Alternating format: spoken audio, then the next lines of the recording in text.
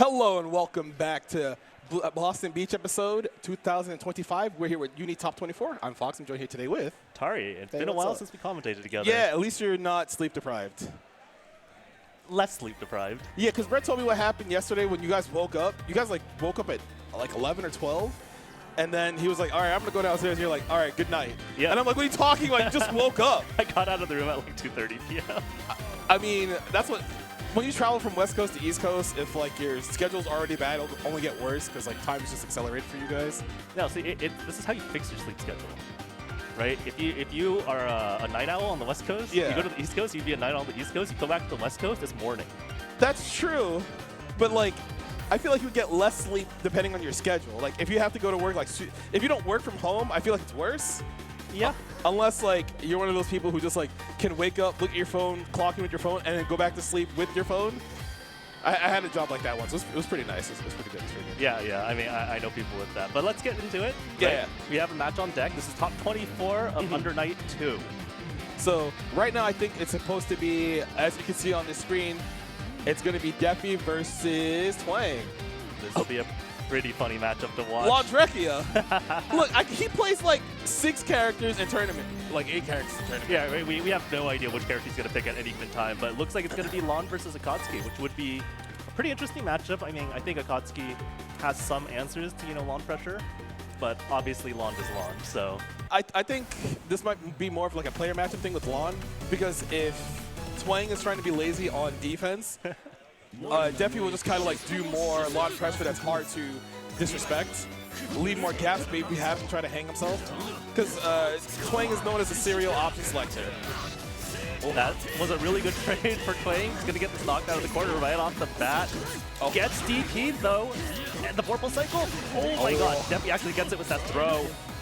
Ooh. He tried to bait out a two-way with that staggered Rekka. Immediately manages to get Twang to push that shield button on block. Nice parry. There we go. Gets the reaction parry. Drops the confirm, unfortunately. Ow. 4C puts you airborne on a counter hit trade. That's very fortunate. Wait, he's dead.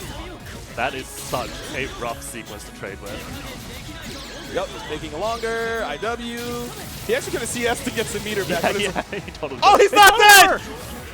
Oh, it's all right. He won't lose this round. Yeah, he's just prolonging. He's giving you guys more to watch at home. Don't worry He's about getting it. his meter back. He's getting extra meter. It's optimal meter gain, right? Dropping the combo is off. Maybe, actually. Who knows? So you see Defi not shielding any of the... Okay. As soon as you say it, it'll happen.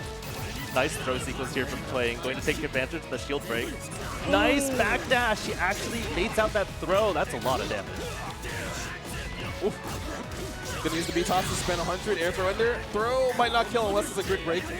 But Twang's just gonna hold this position right here. Hopefully he doesn't get mashed. All right, come on, guys. Really nice challenge by Defi. The Orbital Cycle's early enough that Twang will still be able to use it on Wake Up. It's going to be his. Sets up Ice Flower. Ooh, he actually tried to wait for the late throw attack. He didn't get it. Ooh. Left Twang right. got away with a really scary whip throw there. Manages to block this out. Never mind the low catches. He might have like fuzzy ducked at the last second and got caught standing a frame right before. So he's got to hold this set up. Oh no! The side swap into the corner steal. Defi's gonna take it off of that. That setup's kind of diabolical because if you don't see it frequently, it's one of those things you just kind of forget happens because you're looking for a bunch of other stuff like jump C, charge jump C, a charge Rekka, like stagger into throw. I looked away for 1 second and the round started with Defi just hitting it was 5B. It was 5B. Of course. It's Laundrecchia. Yeah, see, again, 5B again. It's one of the best tools in the game. Half screen poke, leads to a full conversion. You can whip cancel into 5BB. Yeah. Yeah. Maybe he doesn't need that. Decides to CS to get some meter. Maybe try to make sure he gets a perfect this round. Defi just trying to close this out. Careful pressure. Just some 5As. Of course, catches with the step back. That barely hit him. He was probably trying to like get close in, like dash block, but he must have missed the block at the last second. It is really hard to challenge that though as a character, especially like Akatsuki doesn't have block range options. I don't think he's going to spend. He's just going to make sure he gets an Ice Flower set. There we go. So now Defi has a ton of meters, so he can run a lot of pressure, but Twang wins the cycle. But he's kind of stuck in the corner, so he's not going to get to use most of it because Defi's being really aggressive. Yeah, Twang trying to get a good challenge, actually. The air-to-air and then immediately gets the BD. Sven, push the corner, thank you. So he still has a cycle, so he's going to do 10% more damage. Delay tech from Defi trying to mess up Twang's setup. Unfortunately, he still had an extra OTG bounce. Playing with a really good throw. Delay wake up again. Yeah, trying to throw off his offensive timing. Defi's actually just holding here. He's not shielding anything. Again, you know, I think that is the right option in this situation. Because typically Akatsuki's trying to look for you to shield so he can grid break you with throw. Exactly. A lot of his close range pressure would be hard to contest, but Defi's like, nah, I got this, bro. I'm going to push all the way to the corner. No. It was a really good 5A. What a backdash by Twang. Gets out of the flower setup. That was critical, too, because he almost lost the cycle off that, but he holds. Not enough to kill. Please. One more touch. Twang still sitting on Vorpal. I'm surprised he contested there, because I feel like if that had just whiffed, Defi whiff punishes and probably just wins the round off it. Ah, B-Tots is my favorite. Oh my god. I thought he was just going to do IW. That was crazy. Nice challenge. The air to, or anti-air. Anti-air 5C, big starter, going to do, I think he's going to spin meter, but that's still a lot of damage already. Goes for the funny roll setup at the end where you can potentially get behind them. Yes, if they don't back roll it, he'll get behind you. Delay wake up, eats into the throw. Twang might see us in this wake up. No, tries to dash block into place.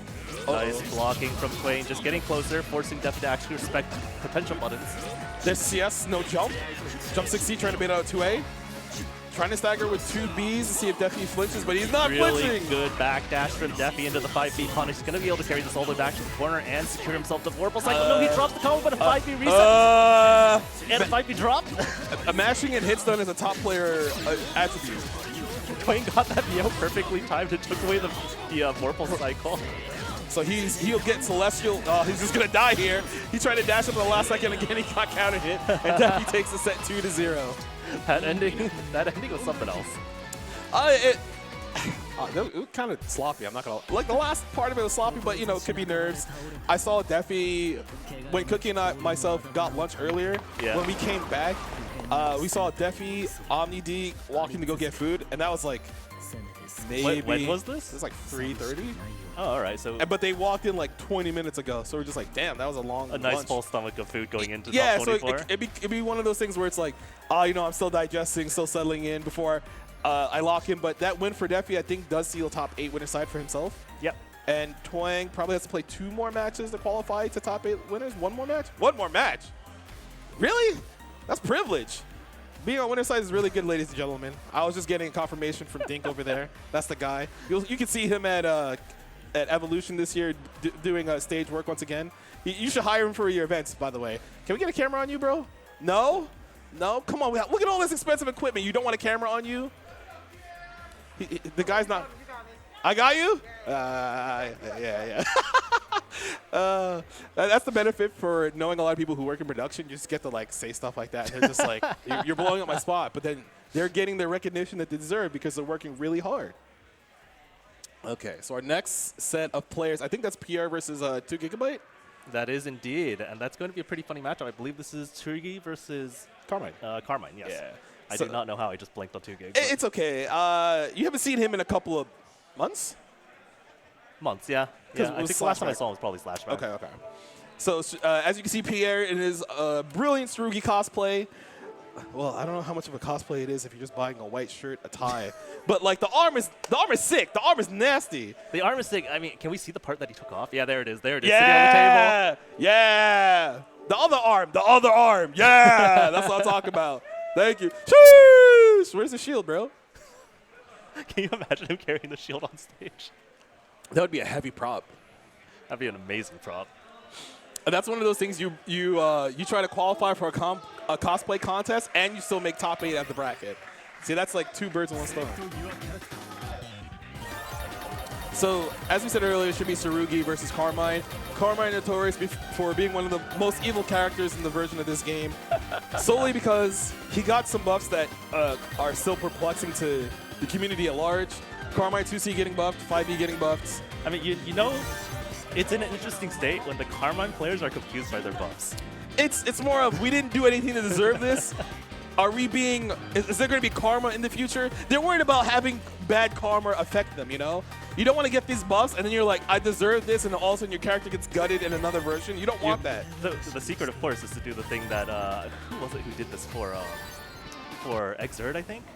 where you go to the low tests and you just pretend your character sucks the whole time, yes, right? That's the top player privilege. You saw Uzuki, she got a slew of buffs that put her close to being top 2 this version. All right, looks like we're going straight into it. You know, Pierre, nice challenge, immediately gets the trade. I don't know if that cost the OTG. It did. You gotta be careful about how much stance you use. It does eat some grid because of your force function. It's time to not play the game. And Carmine takes it, 2 throws. No! Backdash, baiting the throw, trap starter. Here we go. Well, okay, 2Gig cuts the combo kind of short, trying to win the cycle. He does. 2-1-4C has armor on it. As long as it doesn't hit any lows, if I'm not mistaken. 2-1-4C is a pretty good move to just throw out there sometimes. 2Gig gets the dash of 5A counter hit. Are you dead? Okay, 2Gig just going for the health. Send it! Set up. Send it! Nice DP here from Pierre. One more interaction for either player. The jump out from 2Gig. He actually recognized it in time. Yeah, he has reactions. Like, if you do nothing in that situation, the super flash is, I believe it's not 0 afterwards. So you can just be holding up during the super flash to get out of it. Yeah, and potentially die to the other super. Yeah, it's good. As long as you have eyes, you can tell which one starts up. It's fine. It's okay, I swear. Oh no. Counter hit 2B, but the trap didn't quite hit. 2Gig did get the confirm instead of reset. 5B is so good for this character. It's wild. Is he going to do meter. the evil setup?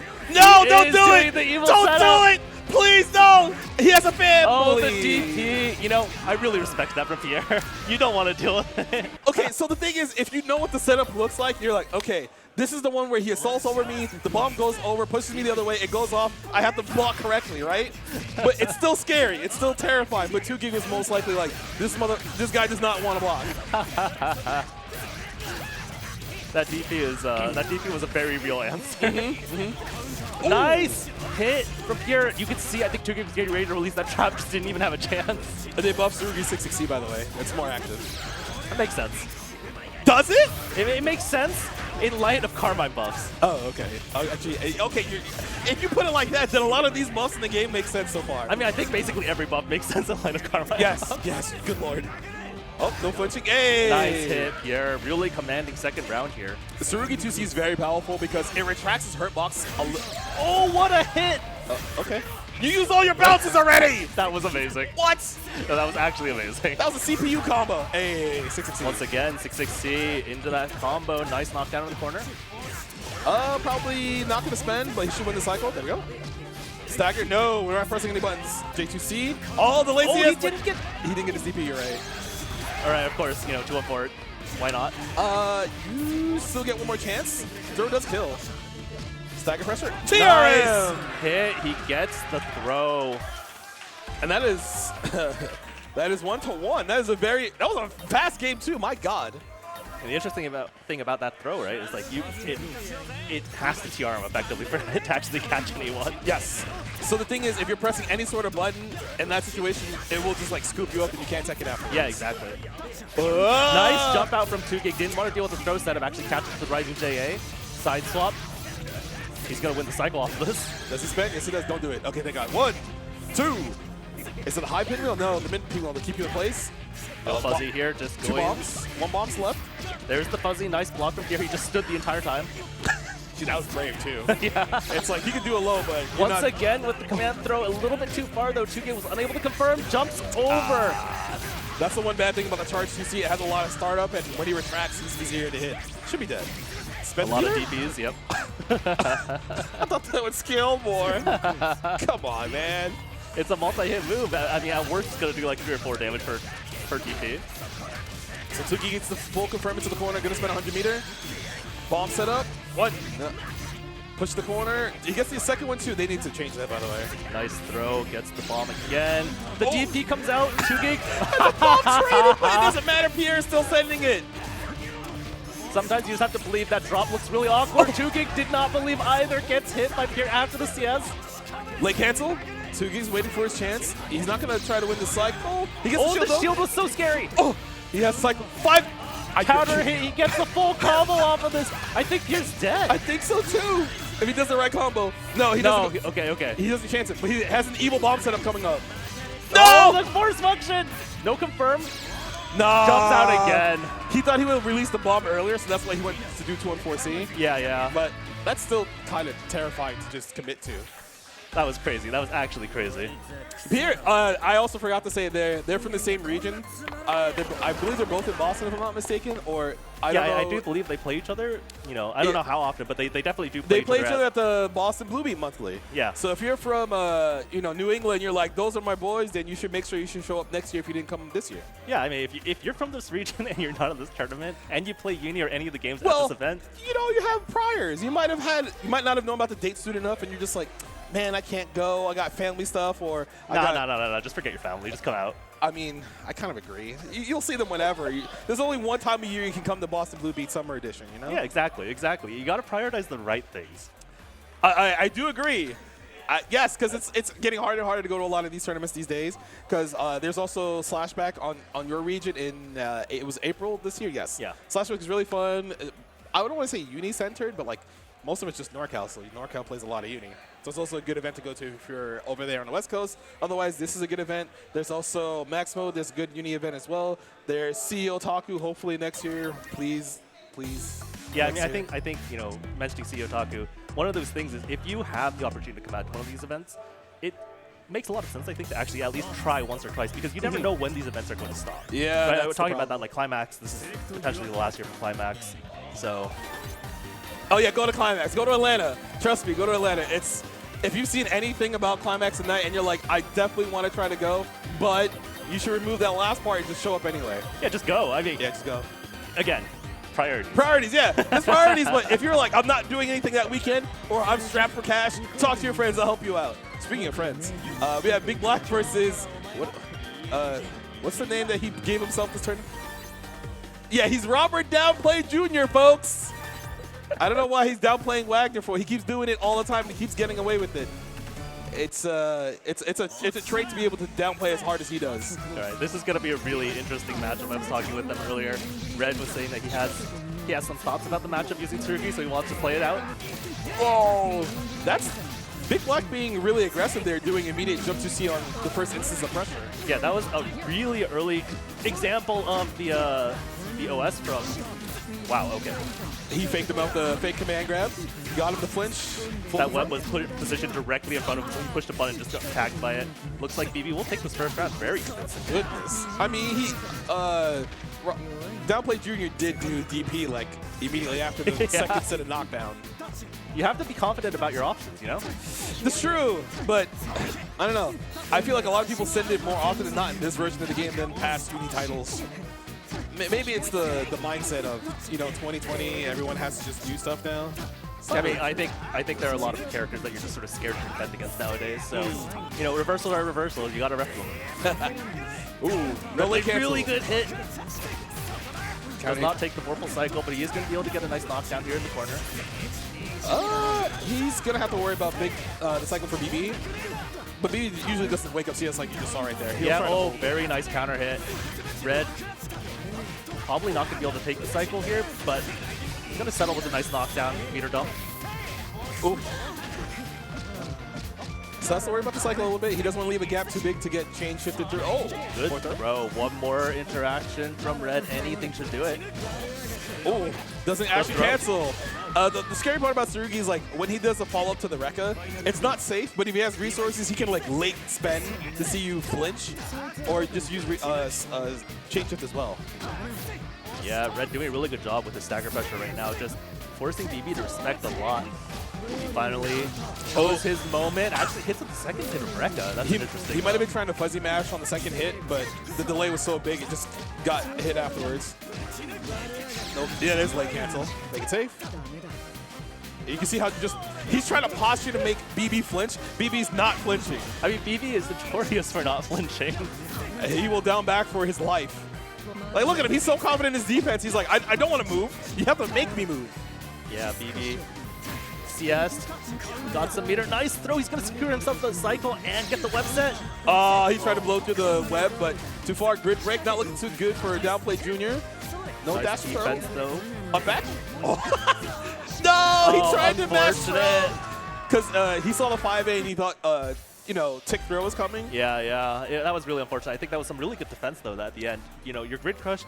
You can't you can't CS, you can't guard throws, you just have to hold it against Byakuya, and you also do all the overheads. So it's scary. A character like Byakuya receiving the buffs he got, like his 5A being bigger for some reason. Again, I don't know why.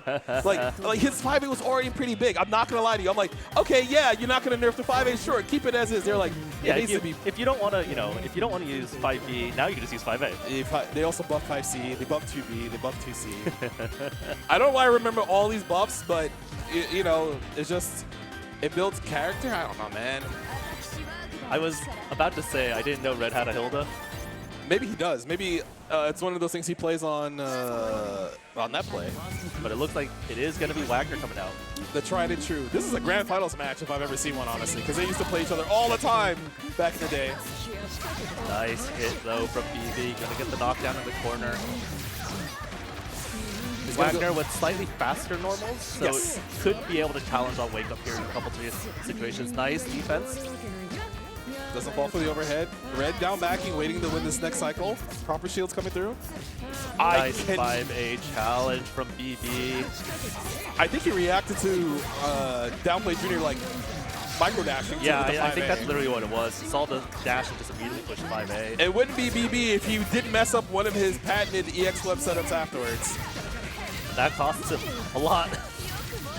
He could still win this cycle. Oh, that's a lot of damage. Hey, what?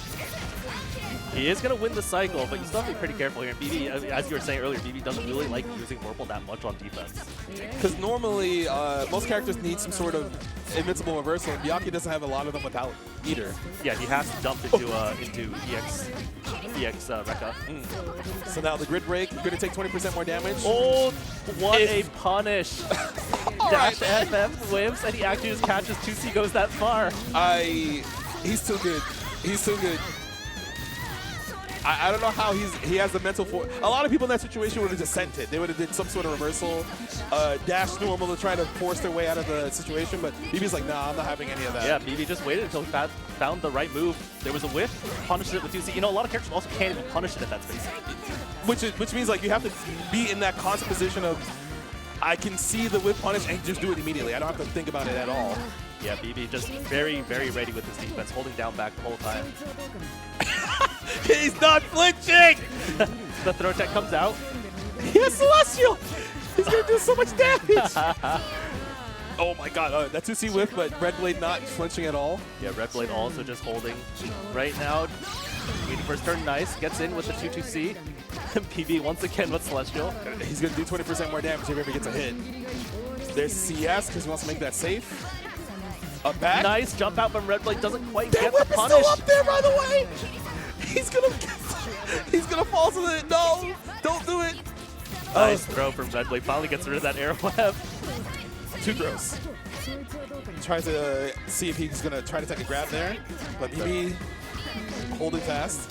Red does hold onto the Vorpal cycle. That first hit of Rekka 3 connects. It looked like Red didn't think the last Rekka was going to come through, but BB staggered it for so long. Yeah, that was, I think, an incredibly late Rekka. BB with the corner knockdown, the web sets. Red tries to, I think it was just trying to get the top web to go off before he got attacked by it. Yeah. Because if you try to get rid of that web, you have to walk back for like a few frames, but maybe he tried to jump and got clipped instead. Hard to tell. Red, once again, holding, gets hit by the overhead. That'll be it. BB gonna take the second game. And that also almost went the time too, by the way. Yeah, 3 seconds left on the clock. That shows you how much BB is willing to play to the clock, because another factor of the game is a lot of people like to say that UNI2 doesn't go to later periods of the time on the clock. They're like, oh, rounds end in like 20 seconds, which is kind of true sometimes. But if you're willing to play a good spacing game, down back a lot, try to make your opponent whiff or have them exhaust all the resources, you can usually go to like 30, 20 seconds left on the clock, and a lot of people get exhausted when they try to just force a turn constantly. Yeah, I mean, I think, as you said, right, I think part of that is you're seeing how BB plays the game. There's a lot of defense-oriented, decision-making. Yeah. But also, Red was, respecting a lot of those web setups. So there was also a lot of just down backing on Red's part. So you have both players actually playing a really defensive and, purposeful sort of game plan. The timer still runs down quite far. Yes, a lot of people think that, well, it's supposed to be a grounded base footsies game, this was said many years ago, and then we were all like, yeah, that's a lie. You could just be holding up and jump. But that's in a lot of other aspects of the game. But what you just saw, there was a lot of down backing for like maybe 20, 30 seconds at a time. And you're like, when are they going to flinch? And they're both scared. Well, not scared. They're also using their focus to be like, okay, you whiff something, I'm going to whiff punish it. But once they see like the dash start up, they're willing to say, well, I can't swing now. You already moved and I didn't react to it. Yeah, so they were definitely just hunting for the right moments. And, you know, we saw BB make the right, you know, button presses, got those whiff punishes. So it worked out. Ooh, up next we have Boston Blue Beat's own OmniDeag getting sponsored for this event, and maybe for Evo as well. We'll see if he decides to go up against Foxof 42. Yeah, this will be a really interesting matchup. I think, you know, these players have definitely played before, but my understanding is that both players think that the other player is hard to read. That's kind of true. OmniDeag is notorious for down backing a lot. Like he shares the same trait as BB, because they're from the same region. They're both from Florida. They both net play a lot. But I think OmniDeag's aggression comes from the fact that Eltnum has a lot of stagger pressure that lets her do really, really, really scary strike throw, because she has some of her stubby normals help her advance. But then she's got good long-range normals or special moves and gut shot. I think one of the things that's pretty interesting, though, is Omni's pretty good at dash blocking, like very, very proficient at dash blocking. And you don't see that from a player like BB as much, especially you're looking at the characters, right? Byakuya has a lot of good normals that reach pretty far. Eltnum doesn't really have that. Eltnum's strength comes from getting in and, you know, pressuring you with all the really fast normals with good frame data on them. But you can also, well, Ogre being a new character that we got in March of this year. I always forget what month he came out. But his strengths, he has a fireball, but it's only in the air. He does have a couple of long-range normals. He has Orion Thrust in the form of 2-on-4 punch. But a lot of his other parts of his gameplay might be struggling versus the other players in the cast. Yeah, I mean, we're definitely going to see how this works out. I feel like Ogre's frame data isn't super good against a character like Eltnum. So this will come down to a lot of decision-making on Fox's part, I think. I mean, Foxof is known for kind of just being super aggressive. Oh no, that's an unblockable grab. J2 on 4B connects. Omni's going to just take it. Very clean first round. Actually, CS's for the meter. OmniDeag is one of the few Eltnum players who uses that pretty reliably in bracket. A lot of people like to say it's reactable, but as you just saw, a player of Foxof was just looking for something else instead. Yeah, I mean, if you're not expecting it, especially in bracket. Oh, counter hit 2C, one hit. Spend the 100-meter. Gonna get a reload at the end. Already has the 4-full cycle. You have to respect the read beats from Eltnum. Nice throw tech, but Omni immediately pushes the button. Nice jump out from Foxof. Rising normal, no combo. No, not the ADP trade. That's also one of the things that she has. Her ADP, the first hit, does knock down. So if you don't have something that knocks her down as well, you might lose that trade consistently. Good 2A challenge from Foxof. Going to be able to take his turn. He does have the Morphle cycle. Going to be able to get the bomb set. Nice throw again. Damn, he just did another command grab. CS, he's going to extend this combo so the detonation goes off. Whoa. Oh, he got him with that. The super unlock into the bomb explosion. That was rude. Okay, that was rude as hell. That was amazing. He was just like, I'm going to do this EXDP. He's going to block it. He's going to press a button as the bomb goes off. He's in his head. That was well timed by Foxof. That's actually so amazing. You used to see that sort of thing with, you know, like Batista or Carmine, but with Ogre, people just aren't ready. Because he's a slightly newer character. There's not that many people playing him because a lot of people think he's weak. But Foxof thinks he is a strong character in his own right. Oh my goodness. Stagger, CS. His 2A is pretty good. 5 frames. His 5A is also 5 frames. One of the weird things about Ogre's bomb is that animation going off is not actually when the hit happens. It happens slightly after the animation. Yes, it is something that you have to play against a lot to understand the timing. Oh, force punch. Ooh, full screen. Don't shoot any nice projectiles. Punch. Doesn't quite get anything off of it, unfortunately, but Foxof in a really commanding position. Oh, block the overhead, chain shifter to make it safe. Oh, gets clipped by 2A, and that should be the end of the round. As long as he finishes the combo. Not quite. 2A is too bad of a starter, I guess. Yeah. Oh god, the bomb's going off! And it doesn't matter because he got thrown anyway. The important thing to note about that mechanic of the bomb is once it gets to a certain status, hitting Ogre does not get rid of the bomb detonation. So if you wait too long, the bomb will detonate even if you hit him, acting as a combo breaker. Yeah, you can also do some really strange things with it though, right? You could roll the bomb, and that just seems like it doesn't really make that much sense, but But that's another layer of, if you roll, I can throw your roll, and I get a grid break set up. Gonna side switch most likely? No, or just keep mid-screen. Yeah, it's gonna be mid-screen bomb set. The low comes out. That should actually just be it. I guess OmniDeag was trying to fuzzy mash something. He got met with the dash B there. Oh, he sent it! He sent it! Omni, really nice combo. Going to be able to get the reload. Probably. Oh, shield DP from Foxof, taking his turn back. I was gonna say probably going to be able to win the Vorpal Slug. He does win it, but that was closer than I was expecting to see. Whoa. Making space. No flinch, just plus frames. You're okay with Elton spending 100 meter there. Like, she got to throw off. You didn't get counter hit comboed. Nice throw from Foxof. He does win the Vorpal cycle. Spends it to get in. Okay, just does the bomb toss.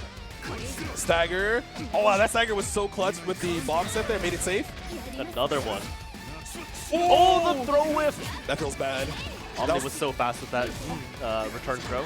He has a cycle now, so he can kind of do a little bit of... Oh, the jump out doesn't quite work out for Foxof. Omni will take it off of that whiff. It looked like Foxof thought OmniDeag would do dash up 5 or dash up throw, and the jump C actually would have hit that, but OmniDeag was just out of range. Yeah, Omni actually just ran up and stopped moving. Okay. 60-0. All right, fam. I see you. Counter to a... Should be able to get a bomb set under here into the corner. Stagger. Bomb's getting ready to go off. Now it's going to go off. You can't interact with it afterwards. Tried to bait the throw tech. Damn! Command grab characters are cheap. I just want to down back. For some of the time, he does get the overhead into the bomb confirm. Foxof, nice corner setup going to EX bomb. Do it again. A long combo to make sure afterwards the bomb more or less goes off. Yeah, it goes off almost immediately. You can go for the mix-up. He gets another overhead grid crush. That'll be it for Foxof. Damn! That was clutch.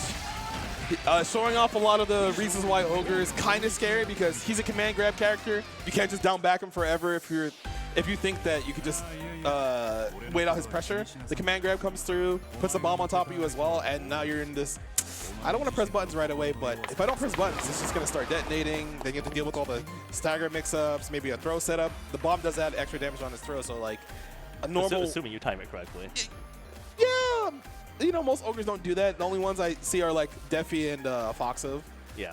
But if you don't play against Ogre a lot, it is kind of hard to figure out, okay, what are the timings for a lot of his setups? How do I mash here? Because you get counter hit by him, he does a lot of damage.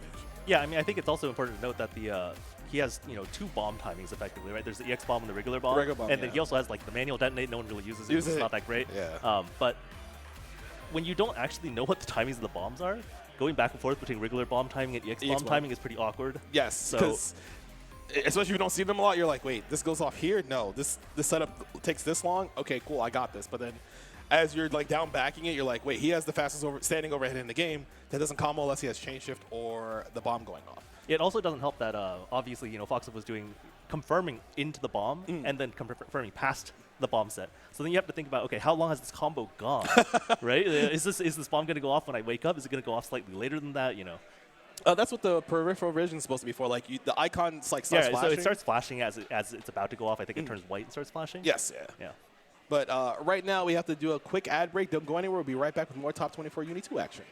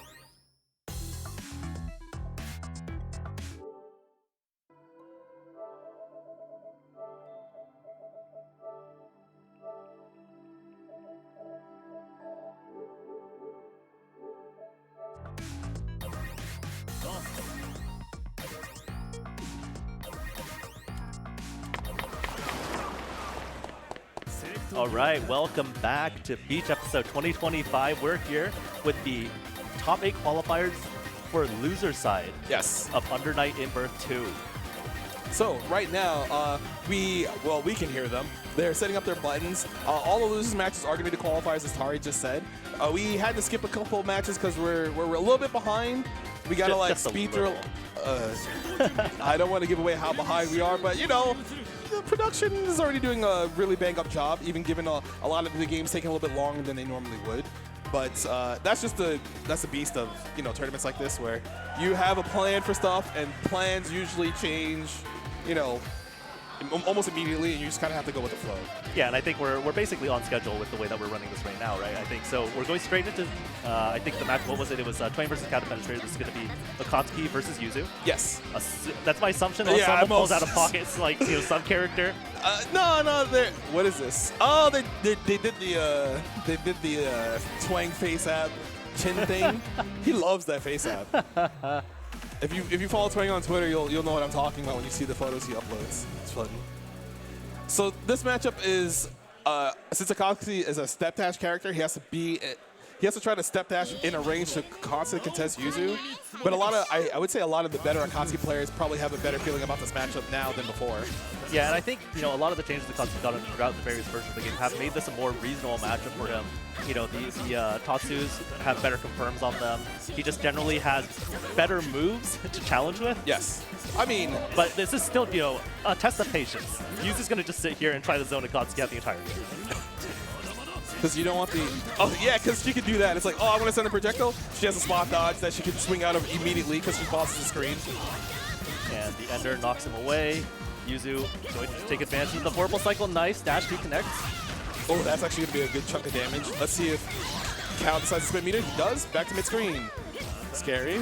So now he can play at his leisure because Yuzu doesn't have to stay full screen or 3/4. He can just be right on top of you with good normals. Oh, that's 6B. That's almost certainly not what he actually wanted. Twang constantly waiting for his turn. He wants to make sure Cal's not in stance before he approaches. And you can see he's not actually risking the shield, because if you shield and you get the wrong time, you get a green shield, he would lose the cycle. He just wants to make sure he gets the cycle, he can challenge. Unfortunately, gets tagged by the short slash, and that'll be it. And you can see it's kind of frustrating to play as a character like Akatsuki, where a lot of his stuff is more or less point blank slash a character length away, whereas as you can see, Yuzu doesn't almost ever need to be near you to do anything. Yeah, I'm going to be pretty interested to see if Twang actually goes for any of the sends, right? Like, if you just do beat Tatsu in certain ranges, he will just counter him after the startup of some of her slashes. But it's a huge risk. Apparently, you're supposed to take risks in the fighting games nowadays, as opposed to, you know, play safe, play good neutral, with punish, play off your opponent's mistakes. People are just like, no, just send it. Yeah, Twang do a really good job dash blocking in. Nice assault, gets over the short slash. That's the first good hit we've seen. Does secure the Vorpal Cycle. That is a good strategy for getting over some of Yuzu's Bato pokes. There's the Veil off to get rid of the cycle from Twang. Oh, where's G? Come back here. Twang just trying to get closer. He will not be able to take the Vorpal Cycle. Cow doing a really good job of just keeping him away without actually getting him any chances to block. Oh, blocks and jump C. So now Twang's trying to slowly corner Cow without being too aggressive, because he knows that can happen. All these teleports. Twang doing a really good job of avoiding those hits. Unfortunately, Cow teleporting away from everything. There is the EX Tatsu punish. Now, if Twang can make this combo long enough, he'll be really close to winning the cycle since he has so much grid blocks. But he has to worry about wake up CS parry. No. Yuzu without a real reversal in that situation. Had to hold it even though he spent the CS. Ooh, that spacing's kind of scary for Twang. Delay air fireball. Nice throw. One more interaction for Twang. He does still have the Vorpal Cycle. Gets hit out by 2A from Yuzu. That's going to be a huge swing knock away.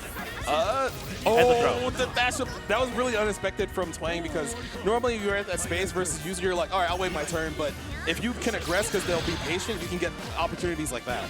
Yeah, Twang testing out that Bitatsu at round start. Didn't quite connect, had to burn the meter to stay safe, but he does get the corner pressure. Ooh, throw, yeah. You have to be, those tick throw setups are really scary, because if you try to press any sooner, you would usually get counter hit by another 2A. And you have to respect the fact also that Yuzu has a combo throw, so you get thrown in that corner, Yuzu gets a lot of damage off of it. So we're getting a side switch. There we go. Gonna get the knockdown. You don't really have to worry about the CS too much because of the spacing. Yeah. So even though she gets her turn, oh my. Those dash throws are doing a lot of work for Twang right now. it looks like Cal's being a little bit more defensive now that his back is closer to the corner, or in the corner. CS off of the B Tatsu, just trying to bait out options here. Does burn EX air fireball. Wait, nothing personnel. I'm out, and I get a full confirm. Yeah, Cal's in a really good spot. Going to be able to teleport back. Get some Oki in the corner. The dash up throw again for Twang. That's 3 for 3 back dashes, but the VO comes out so late to connect. He did bait that too, but he was a little bit too close for that. So now he has to be a little bit careful. Oh my god, he didn't die for that back dash. You can see Twang trying to catch that. Trade didn't quite work out for either player. He doesn't die off this throw combo, but there's a reset from Cal. Cow trying to bait just, you know, a throw check out of Twang, but Twang beat Tatsu into IW confirmed. He will take the first game. And there's a classic number 42-33. You don't see that as much anymore because Akatsuki players now have unlimited amounts of meter to use for other silly things. Also, a lot of Akatsuki players don't want to just burn the IW. They'll confirm into EX Tatsu, get a full corner carry route instead. But it's funny how, like, the two-move combo does practically half your life depending on who you are. Nice early hit here from Cow. We see the 2FF come out to use it for the first time mid-combo. But he does sacrifice some grid for that combo, and Twang does win the cycle, but Twang's already at a pretty significant disadvantage. Oh my god! Tried to actually follow his fireball in, but it was a little bit too far. You have to remember the fact that Yuzu, as soon as she returns to neutral, can instantly dodge. Oh, Twang just trying to pull up without getting clipped by any of those Vatos. He's doing his best. It looks like he's trying to assault again, maybe? No, he tries to counter poke with 2C. I think one of the things that's not super apparent here is when Yuzu is doing those slash cancels, she can make herself plus, which is part of the reason that you see Twang just dash blocking and not actually trying to challenge after blocking any of these range options. Oh. Nice! EX Tatsu catches the jump out! It's like playing Street Fighter. If they jump, you use the move that stops the jump. But now Twang spent the 100. Didn't really get too much off of that, back in the same situation. But he does have the Vorpal cycle, so it's just one more time. I mean, he can still do it. He has enough time on the clock. Akatsuki does a lot of damage. The fireball connects. Unfortunately, Akatsuki step dashing can't quite get there. Oh, it's time to be in. No, crouch tech there. Doesn't get counter hit by anything. Cal actually won the cycle. Nice throw. Akatsuki, pressure. As you get close to the corner, Yuzu's pretty uncomfortable with blocking Akatsuki in this situation. 5A staggers coming through. No more green shields. 17 seconds left on the clock. That backdash was insanely scary. The overhead comes out. CS, double overhead, doesn't get punished for it. Good 10 defense. seconds on the clock, one more touch. Oh no. He has to land something right now. There it is. The VO comes out from Cow. But he dashes up. There's 2 seconds on the clock. No green. He's just gonna EX. Yeah. That's it. Wait, Cal? Did Cal forget this was the first round? I'm pretty sure, yeah. I feel like Cal could have made space, used an EX, got some chip damage, and maybe just tried to send it a little bit more afterwards, but I felt like he was a little too rattled at the end there. Oh my god, Tatsu. Tatsu confirmed. Into the corner. Gonna get the knockdown. Gonna try to win this cycle. Rolls the inside. Roll. He does get the counter hit there on the wake up. Unfortunately, no confirm. Jump out trying to catch, but Akatsuki doesn't really have a good air normal to catch behind him. Ooh, grid break coming through. Twang's gonna get a lot less meter and he'll take 10% more damage. Uh-oh. Being that close to Akatsuki is kind of scary. Just defense. Nice confirm here from Cow. Not quite. Oh, counter hit throw. He caught Twang pressing buttons once again. So now 10% more damage coming through because he has the Vorpal cycle. Just gonna keep him caged here. Twang just down back. He wants to win that Vorpal cycle. He does get it at the end. Cal being a little careful because he knows any big hit from Akatsuki will lead to a huge life swing. Yeah, Twang just slowly making his way forward. That was a very scary interaction. The B Tatsu comes out. CS right at the end of the cycle, so Twang does lose it, but he does get it confirmed. He should push Cal all the way to the corner. Uses the steer ender. Decides to backdash fireball. Gets space. Text the throw. Now it's Akatsuki time. And he... Oh! That stance was so scary. I thought Twang was going to send it. Twang wins the Vorpal cycle one more time. It's literally last interaction. That'll be it. Don't drop the combo. You got this. Make it nice and easy. 3 buttons. 3 buttons. And that is Cal going to top 8 loser side over his Texas brethren, CowDefenestrator. Yeah, Twang makes it look pretty clean, honestly. That matchup is very annoying for Akatsuki players, and he was just very patient, just constantly dash blocking and taking his time. He won most of those Vorpal cycles. Yes, which is very important because being able to kind of like stop what's happening on the screen, you see the red, you get a parry, you get a DP, you get a VO in some situations because you're like, I don't want her to be like right next to me. I need to make space because it's scary to say that a character like Yuzu has good up close normals because, you know, you're like, oh, she's kind of a zoner. She should have like bad up close normals. No, she has pretty good up close normals. I mean, remember, you know, the joke in the past at least was Yuzu's actually a grappler. Yeah. Right. She has a lot of good tick throw setups, and then when you actually get thrown, she can carry you pretty far across the screen, get the corner knocked down, and then start doing her own pressure and forcing you to block all these things. Yes. I think one thing that's pretty interesting that we didn't really see at all in that matchup was Twang did not parry a single time. Yeah, because it's scary because it's very scary. Whiffing any of those parries means you lose. It's his force function, so he loses grid. So any unsuccessful parry means that he's just more behind the resources. He whiffs a parry, he's more likely to get counter hit by something from Yuzu, giving her more free damage, more positioning. So it's just a huge decline of momentum for the Akatsuki player if that ever happens. But Twang managed to perceive that he moves on. Yeah, absolutely. That was an amazing show of, you know, that particular matchup and how you actually are supposed to play it as an Akatsuki player. It's still hard. Don't get us wrong. Like, I'm pretty sure Twang was just. He's thinking he's the most big brain player for like playing a bad matchup. Like, I'm so nice at this game. Akatsuki has to work so hard for his damage and his spacing and all these tools. And don't get it twisted. Akatsuki players are, you know, they're kind of memers sometimes. We got to see Tatsu IW. I mean, yeah. It's a throwback, right? It is. I haven't. You know how often we don't see that anymore? They're just using their meter for all these other cool things, and we're just like, what happened to Tatsu IW like the good old days?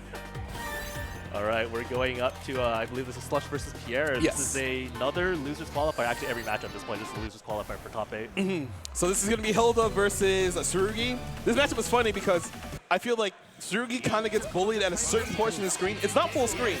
It's at a... All right, man. What a round start option. Just immediately to the shield bash. Why not? Yeah, because he thinks Hilda's going to do a mid-round start and the shield bash, the force function eats the mid. No, Dash B is starting low. Help. So I haven't seen this matchup myself very much. So my impression of this matchup is guard point is sort of annoying. It's very annoying. Oh my god.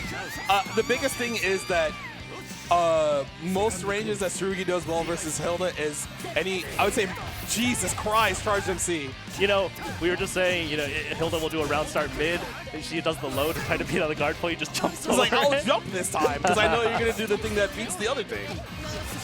So now we have Roomba coming out. Jumps over it. Oh my god, the guard point into the EX! He gets the full confirm off of it. He's kind of cooking. That's a lot of damage. You're looking really good. Nice challenge. Slush with the first real hit here. Gonna get some meters, should win the cycle. There we go. Knockdown, put out the gloom. Gonna get, doesn't get the jump C to come out, but that's okay. You're trying to jail Tsurugi into some way where if he flinches, he gets caught. And that'll be it once again. The guard point just catching that mid. All right, everybody at home, I want you to know that Tari and myself talked about this for 5 minutes during downtime, like all this nuance and shit. None of that is happening right now. We are literally just watching guard point. We're just watching the Tsurugi player send it. If you're at home and you have bad matchups, just send it, trust. That's what you have to do sometimes. People aren't expecting you to send. I mean, I feel like that you should, because that's the trend now. The trend is to send it constantly. Nice block on the overhead. Oh, not that one. Not the linchpin. Steer ender, glue setup. Time to mix. Hey. Once again, charge jump C comes out from Hilda, going to get another knockdown into 50-50. Oh, we don't block the low. She's doing 20% more damage. Gonna spend another on Roomba. Time to mix again. No damage. That hit looks very strange, but one more gloom setup. Yourself, be careful. Gets 50 meter back because she's in Whirlpool state. The Roomba does activate at a higher area than you normally would think. Yeah, I felt like maybe Pierre was trying to do the guard point against it, just didn't get it out in time. Oh, tried to walk back. That is a low that goes pretty far. I think that green shield may have actually thrown off Slush's timing. Trying to concentrate for the cycle. Pierre wins it. He's sending it. Oh. He's sending it. DP there? That's crazy. I mean, like you were saying, you have to send it, but... Because he whipped the jump C, so he thought Slush would press a button. That's the mindset, right? Oh, they're going to whip punish me, so I'm just going to DP. Gets the jump over. Mash, there we go. Slush gets their turn back. Yeah, Slush also sitting on the Vorpal cycle, just uses it immediately to try to confirm this. The Roomba actually works out. That was the weirdest hit I've ever seen from the Roomba. Yeah. Oh, we don't block the overhead, though. So now Slush gets another confirm. Doesn't have the cycle, so you have to be careful about Pierre kind of just whipping something. But there's the Roomba once again. Empty low. We block those. The overhead comes out. Pierre doing a really good job with blocking right now. Oh, don't meter, so couldn't really do EX arm. Oh, wow. That did confirm for Slush, unfortunately, but they have the life lead. No, it keeps happening. It keeps happening. Oh my god. You just have to believe in guard points sometimes. I mean, true. With Oh, that whiff. Ah, the Twig actually recovered in time. Slush unable to get the confirm, but the Roomba comes out. One more overhead. All right, you don't die off of this, but you do have to worry about There's one more setup. cycle because Pierre has Vorpal. Oh, just didn't get the overhead and didn't get the low. Wait, Pierre, you're I think dead. that's it. Yeah, Pierre's going to take off of that. And now it is set point for Pierre to move on to loser side top 8. DX arm round start. That's classic. The jump over again. Nice. Oh, Shield. Gets a shield to punish. Gonna get a steer ender. No, just gonna go for the gloom. The Roomba's just chasing him down one more time with the overhead. Whoa, the Roomba actually connected, screwed it up. It's dance time, baby. I'm in. Side switch. No, just gonna keep her mid screen up. Whip punish. Let's go. This is kind of scary because Pierre's gonna win the cycle and he has meter, so he might send it for real, for real. All right, you still have to deal with one mix-up. Oh, there it is. No! You flinched at the worst side possible for Dash Not dead. One more chance, but Dash C doing a lot of work there. Okay. All right. Slush won the Vorpal cycle. There's a chance here. That was a lot of discipline. That's Vio. Oh, Kill him! the anti-air! Do not drop this combo. As long as possible. Let's go! Very nice. Meter refund makes all the difference there. Well, the thing is, Hilda, she still gets 50 meter back. Of course, because it's Hilda. It's Hilda, yes. Everybody gets 25, but Hilda still gets 50. Because, you know, they had to make her trade. Okay, 2C. Knock down to the corner. See the throw, yep. Not the meaty throw. To be nothing, trying to catch Hilda jumping. Slush just holding down back right now, waiting for the right opportunity. Connects with the force function A. That was clean because if you mistimed that a little bit, the 2C hits you. Yeah, the side swap into Gloom setup. One more chance. The DP trades with Gloom. There's the Roomba once again. Time to guess again. Overhead. This time the Roomba does not screw it up. The timing was correct. Pierre still has cycle, but he's kind of stuck because of the Gloom. I swear Pierre has gotten hit by like almost every overhead and has blocked every empty low. The charge jump C maintains the cycle again. Gonna chase. Oh, wake up! Charge FF. You're alive, but at what cost? The reset doesn't quite work out. Roomba's gonna come back. Roomba, get him! Roomba comes through. No confirm. And he sent it again! He keeps getting away with it! Okay, round 2. When you have a plus home block, you know, armored super, sometimes you just go for it. Oh my god. Try to keep. Oh, not for TRM! That's a lot of damage coming through. I wonder if he's gonna spend. Spends, gets 25 back because he's in Vorpal cycle. Also pushes into the corner. Oh, The throw doesn't work out. J2C to beat out any throws. Oh Slush playing very patient right now. Help! Oh, the DP! It connects fully because it's a counter hit! Oh, no flinching. Oh my goodness. He has. Oh, The the armor comes through again! Super armor! Oh, he's popping off. Point. He's Guard popping point off. against He's the popping anti-air. off.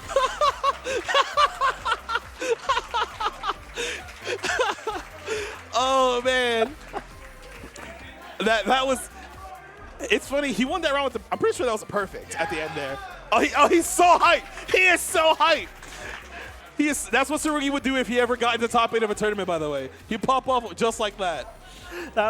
That ending was as perfect an ending as it could have been. That's the way Hilda players feel when they play against characters that do stuff like that. They're like, yeah, it kind of just happens, you know. You just get ran over, things happen. You just kind of have to persevere and hope for better days, I guess. I mean, we literally saw the exact same situation twice, right? The first time, anti-air kills Tsurugi. The second time, guard point. Tsurugi just deletes. Guard point 2C. Oh, she exploded. She ate like 4K. Good stuff to Pierre. Good stuff to Slush. I think Slush is out at 9th if that's the qualifier right before top 8, but most likely. So if you're a Hilda fan, I think I'm pretty sure that's the last Hilda you see in the tournament. But that's still a good run for a character like Hilda in a game like this. You know, in a game where everything's hyper aggressive for a zoner set play character like Hilda herself, she doesn't quite have the strength of tools to fight those kind of characters consistently. It's more of a outspace them, see what their habits are, and prey on those. But you have to be way more methodical about it than other characters. It's also pretty interesting watching that particular matchup because a lot of Hilda's pressure tools in mid-range involve using, like dash B, dash C sometimes, and doing obviously, 2B and whatever other buttons that she has that cover so much of the screen. Yeah. But Tsuringa is just throwing out all of these guard points, and it really screws up Hilda's game plan. Because a lot of times, a lot of her moves have a lot of recovery from the guard points, so she doesn't get to initially react right away with like a DP or a special move that other characters would have to stop that. So unfortunately, the matchup's not great for her, but maybe if Mowaru goes to Evo, we'll see. Well, he might pick, he's been playing Kaguya recently, so he might do Kaguya for matchups like Tsurugi if he's at Evo. I mean, I think that makes a lot of sense. It's pretty rough for Hilda in some matchups. But, Mowaru, we've seen it in the past, right? Obviously, you can make Hilda work. It's just a lot of patience. And Slush actually made it look really good in that second game. That first game was pretty rough. But the second game, third game, they looked good. Yes. Oh, boy. So we have Pinku versus Redblade. If you know anything about these two, they're essentially the power couple of the Northeast. Any tournament they go to, they get like first and second if they feel like it. If they don't feel like it, they'll get top 8 regardless. So you're at their whimsy of how well you do in the tournament at that day. One of them is going out here though, outside of top 8. I mean, they're kind of just trading. They're trading wins at this point. It's like, no, you get the top 8. No, you get the top 8. No, you get the money. No, you get the money. That's how it works. Just imagine going in, they sit down, they're like, all right, one of us is going to win, let's just Rochambeau. Like, I think the organizers wouldn't like that. At least on stream. If it was off stream, yeah, you could probably get away with it. It'd be like, hey, they win. I'm done. That's my run. See you guys later. Imagine going up onto the stream, the camera switching over, both players just they're just doing the 1, 2, 3, 1, 2, 3. Ah, geez. Yeah, they just leave. So Pinku has been playing Aurier as of recently. I'd say like the last like 2 months, 3 months. They were playing Byakuya like 2-3 months ago, so it's hard to tell. Actually connecting there is pretty interesting. Pinku with a nice confirm. This all started off with Red actually dropping the dash and F confirm as well. It's pretty interesting that, Ori is one of the only characters who consistently ends her combos with Smart Steer. Smart Steer, yes. It is usually using Smart Steer after long combos isn't great because you do lose some okay. All right, well, we were talking all that stuff, and now Punku's eating 20% extra damage. There's a Celestial on Redblade indeed. That's a lot of damage. Don't get hit, please. Please don't get hit. Green shield, scary. Don't get grid broken. Red. We block those. Red wins. Celestial again. 2-2-C. 2-2-C. That should just be it, I think. Yeah, Red has you're all the dead. meter. Yeah, here's the IW. That was a 400-meter combo. A 400-meter combo. All because Pinku pressed force function one time. They're like, I will use force function here, and Red was like, deleting. I love that Red just immediately was like, all right, I can do this route. That's the beauty of offline play. You get to see stuff like that because people have reactions. Nice dash black from Pinku, but Red just holding. Ooh, the neutral. Oh, nice jump out. The super delayed assault after the neutral jump is important because if you don't see any anti-air attempt, you can just get your way in like that. And the counter hit 2A. Yeah, I mean, Pinku tried to do a 5B just to catch it on the way down, and Red went straight over it. This is a really bad situation. Pinku, one touch, the assault JA connects, that'll be it. Not even needing any meter. It's funny because you don't see that that setup anymore. Not as much.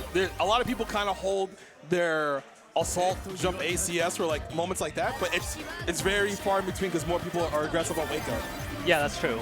Because if you do the assault jump A and you don't have it like as a meaty sort of timing, you just get hit. Hit, yes. And a lot of people are like, well, I can't use this because everyone's sending it all the time. Once again, like we said earlier, but Redblade gets away with it because they're training partners essentially. Very nice win assault from Pinku. Early knockdown. Again, as we were talking about earlier, we see the smarts here under Aurier. And blocking the overhead from Aurier with no follow-up means it's punishable and Red gets the punish after. This is a pretty funny matchup in the way that Aurier and Wagner actually share a lot of similar frame data. Oh, ow. And Aurier actually has a real reversal. Plus. Oh, nice by B. Doesn't get the full confirm. Breaks the yellow grab. Red just holding on to like he somehow walked underneath Pinku to the other side and pressed 5A and got a counter hit. I wonder what Pinku actually went for there. We have sword buff. Sword normals will do chip damage now. Oh, you're dead. Throw. Yes, full confirm. She only gets that combo if she has sword buff, so Wagner with sword buff at the end of a round is extra scary. Oh. Nice hit by B, just straight to the face. EX confirm. That's a lot of damage just to open up with. Yeah, actually, you shouldn't be doing that much damage. What's going on here? Oh, I'm out. A thrust. More staggers. Red should lose a cycle because of that green shield. Very nice. Poco immediately burns it on another A thrust confirm. A lot of staggers coming through trying to catch Red flinching, but Red's just holding out. Uh-oh. That's a shield buff. Oh, the 2A connects from that range. Red wasn't quite ready for it. OA walk speed is a little bit faster than you would initially expect. 5A check. 5A. One of the few normals that can challenge Wagner's 5B really effectively. Red, though, very nice nasty. Oops. Mid-screen knockdown, not too... Oh! Wake up throw! All right, I see you. No, you can't. She recovered in time. Sword buff. Send it! 2A from Wagner. Gonna use the follow-up there. There it is. Get the knockdown. Doesn't rebuff, but just trying to overhead Really block. good timing on those staggers. You know, Red actually secures the vorpal cycle. That should actually do it. He'll get 100. Yeah. He got exactly the right amount of meter before the CVO, and Redblade moves on to loser side top 8. That was a pretty crazy last hit to see. Because I would say a lot of people. It's weird. A lot of people don't think Wagner is as strong as she is, even though Mario from your region probably say like, yes, she's probably one of the stronger characters in the game, hands down. And the person we just saw play, Mr. Down player, would be like, she's not that great. But then you look at a lot of her tools, you're like, her 5B goes that far, her 6B is pretty long, her 5C is pretty big, her damage output's good, she has great corner carry, she has guard points, excuse me. She has 5-frame normals. She has a good, yeah, like everything I'm listing off is just like, how could she be a bad character, right? But you say that, and then you look at characters like Carmine. All right, look, he's cheating, okay? He's cheating. You can't. You can downplay any character as long as you can find one that's stronger. Okay, you're spitting facts right now. Okay, I cannot contest that. You are right. That's why you're here. You know what you're talking about. Man, they just need to nerf like 3 things. Our Carmine would be okay. I swear. I swear to God. So most of our top 8 bracket is already filled out. I think we have one more losers match before we finish out the rest of the bracket.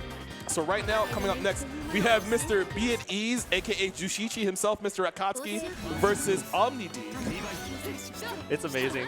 Like when we were looking at the bracket earlier, before we started before top 24 started, I remember I asked you, I was just like, who is Be at Ease? You were like, you did that for like 8 people. You were like, who is Be at Ease? Jushichi. This is horrible. I go through the bracket. I'm just going name by name. I'm like, who the heck is this? And you're like, oh, you know that's Jushichi. That's Jushichi. Like, that's Redblade. That's Cookie.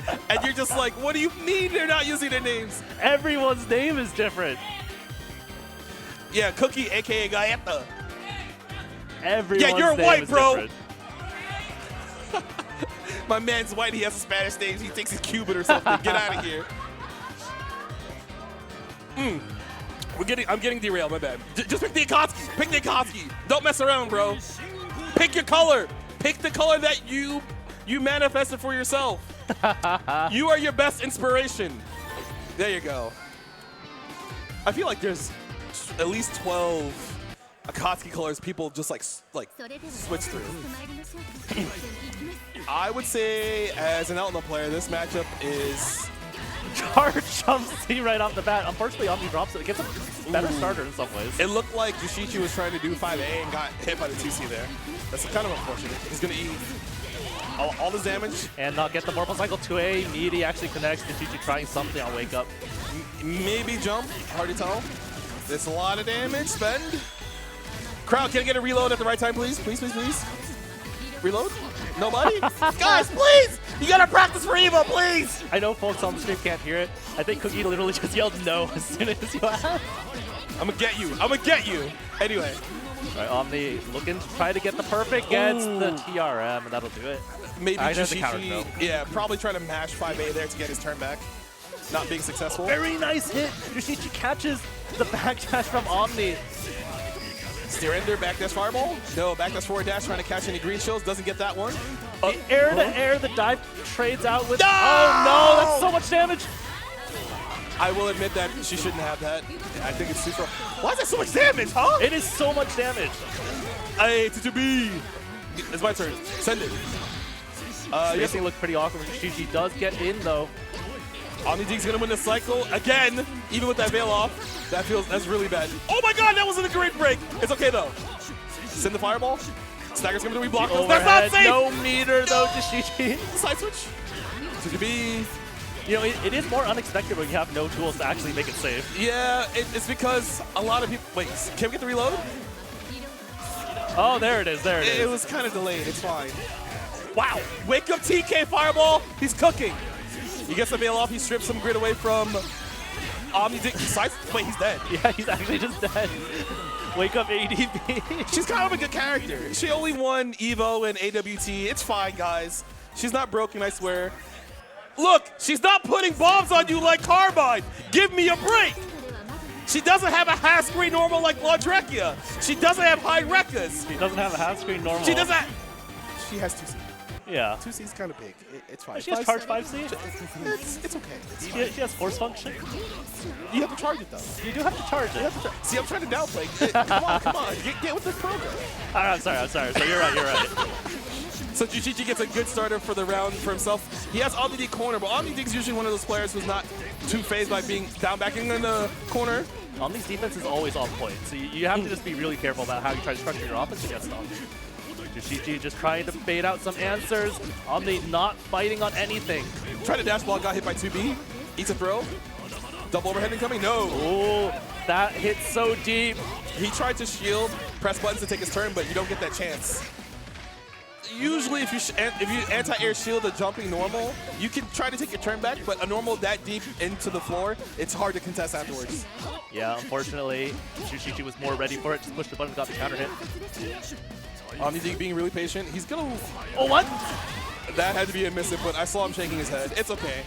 Actually, it's not okay. He's about to eat so much damage. I'm sorry. Crowd, can we get the reload, please? Please.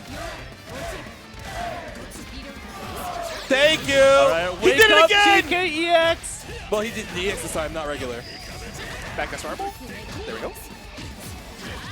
No shield from Jishichi. Just waiting, trying to win the Vorpal cycle, gets the parry. Gonna get the... No, doesn't get the full confirm, but he's still keeping pressure. He has to worry about OmniDeag with the cycle because he can CS gunshot like that. Or gunshot CS. Good shielding from Jishichi, the anti-air or air-to-air dive. He doesn't spin. And next hit wins for Jishichi because he has cycle. He decides to use it here. He's trying to bait out an option from OmniDeag. Nothing comes through. Oh, man's down back. Yeah, Omni's very, very willing to just hold down back here. Does win the Vorpal cycle off of it. Just a raw A-roll. That's not good. I think he might be dead. He might be. It's very close. No, he's live. He's live. He's live. It's okay. Hey.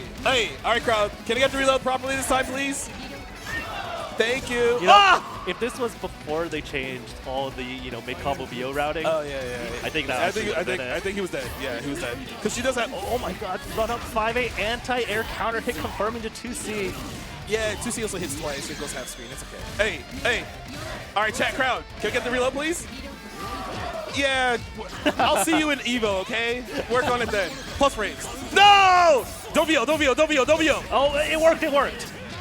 All right, I'm bad at this game. Oh, Fireball doesn't get a confirm. Good shield.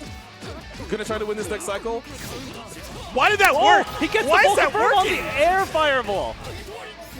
It's fine. He's keeping space. He has a cycle. Empty low. Woo! Double assault. More stackers coming through. OmniDeag not biting. Damn! Oh, no! Jishichi didn't quite get it. He actually baited out the OS. Wait! Confirm! Oh, we're dropping. This is CS. No retaliation from Jishichi. Jump 60 doesn't bait out any throws or lows. Tatsu, send it. No! The counter hit again from Omni into 2C confirmed. That's not going to be it, but this is going to be a one-touch situation for Jishichi. He might be dead. He might be dead. Okay, no, he decides to just push him all the way to the corner. OmniDeag with all the resources. Oh, one more touch. The backdash gets caught by 236A. Gunshot closes it out for Omni. It looked like Jishichi suffered a misfortune of errors in that whole match. He got VO when he didn't want it. He got a couple of backdashes, drops a couple confirms. So I mean, that last backdash was almost certainly a dash block that got carded into a backdash. how did that even happen? He must have been holding back still. Maybe he was holding back and he didn't buffer into forward right away. So like, you know, those things happen. You persevere as a player. You try to be better the next time you enter bracket. You know, things like that. But once again, that is the last match that we have for you so far before we go into top 8. We'll show the top 8 bracket for you in case you forgot who got to where they are. And I believe it should be something like the following. Thank you. Winner side, Boston Blue Beat's own Defiant versus 2 GB combo. And then the other match being Paragon's BigBlack versus Foxof 42. Yeah, and on loser side, we've got Pierre versus Twang. That'll be a pretty interesting matchup to see. And Omni, who we just saw qualify as the final person making it in, versus Robert Downplay Jr., also known as Redblade. So if you're at home and you're like, where's the uni action? We're going to go to a quick break. That's it for Tari and myself. Thank you so much for being here with me today. We will have the other 2 commentators here to bring you all the hype action for top 8. Don't go anywhere. We'll be right back.